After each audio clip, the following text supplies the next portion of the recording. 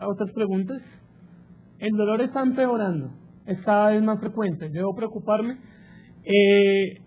Para responder esta pregunta tenemos que tener en cuenta un aspecto importante, los desencadenantes y los factores de riesgo de la migraña.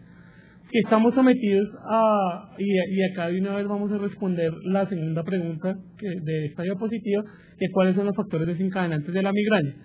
Si estamos sometidos a toda una serie de factores de riesgo que son conocidos para desarrollar migraña, pues probablemente vamos a tener más ataques, sin que esto constituya un empeoramiento o una preocupación especial respecto a que la migraña está empeorando.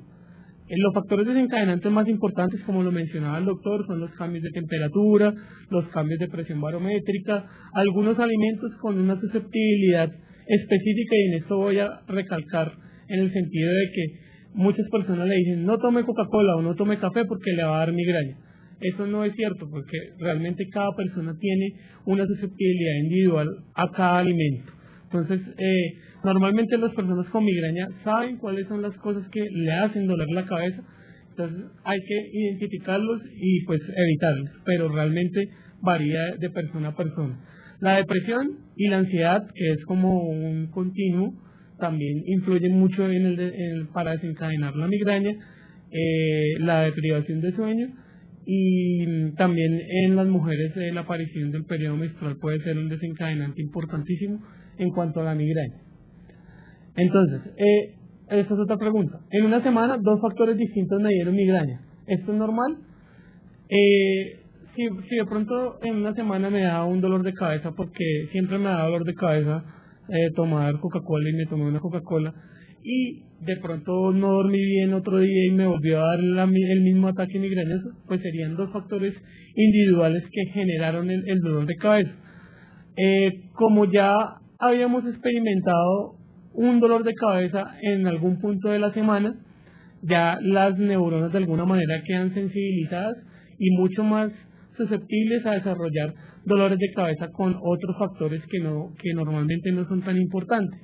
Entonces, la respuesta a la pregunta, ¿por qué me da la migraña? Voy a tratar de manera esquemática explicarles qué es lo que pasa, por qué la migraña genera dolor de cabeza.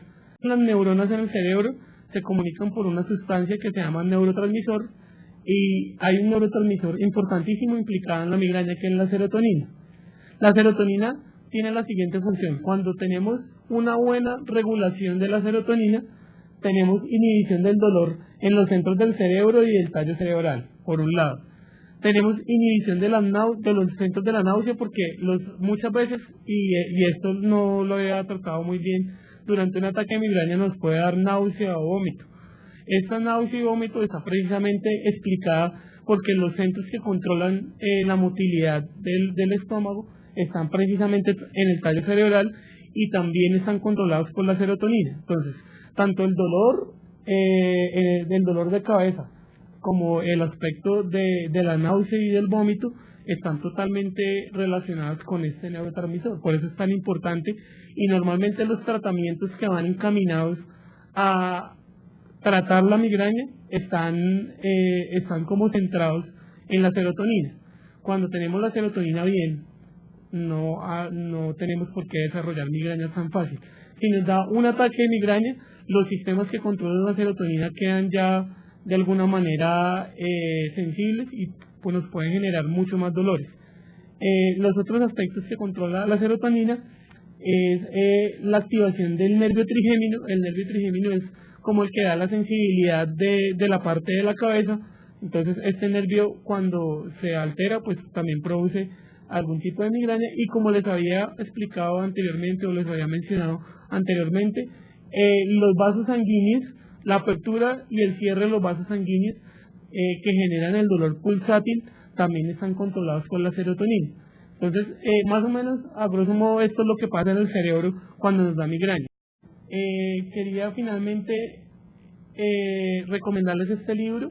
Pues desafortunadamente está en inglés, pero la mayoría de las preguntas y de las gráficas que utilicé para esta conferencia las saqué de este libro, que es como un manual para pacientes.